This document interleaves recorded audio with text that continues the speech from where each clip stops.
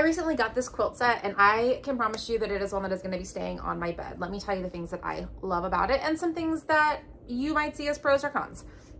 I love the color. This is definitely a beautiful color. It's pretty true to the color that I picked out online, almost like a corn husk blue. It looks really great with the furniture that we have, and it adds a little bit of pop of color to the room.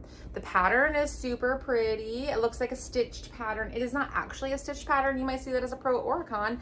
Definitely no way that your animals can get their claws stuck in the stitching because it is actually like a pressed pattern. But it's still really pretty, and the pattern goes across the whole bed.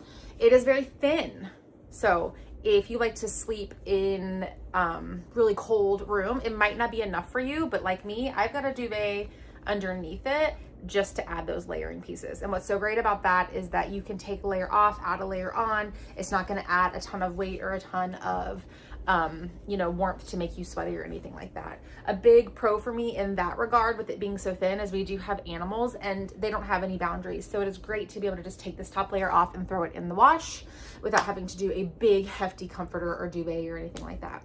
One thing you might notice up here on these pillows, they're not really filled out all the way. Those are some really big king size shams, and my pillows just aren't big enough to fill those out. So I need to get some new pillows for those, but that's not a fault of this. That's a fault of my pillows. But just know that you're going to need some big sham pillows, some king size shams to fill those out. It fits well. You can see it comes down on both sides. My duvet does stick out a little bit on the bottom, but that's because that's the way I like it. I also have it folded down at the top so that you can see the duvet in the white, because that's how I do like to have that. So it's lightweight, it's pretty, it adds a good pop of color. It's thin enough that you can wash it and dry it without ruining it, without it taking all day.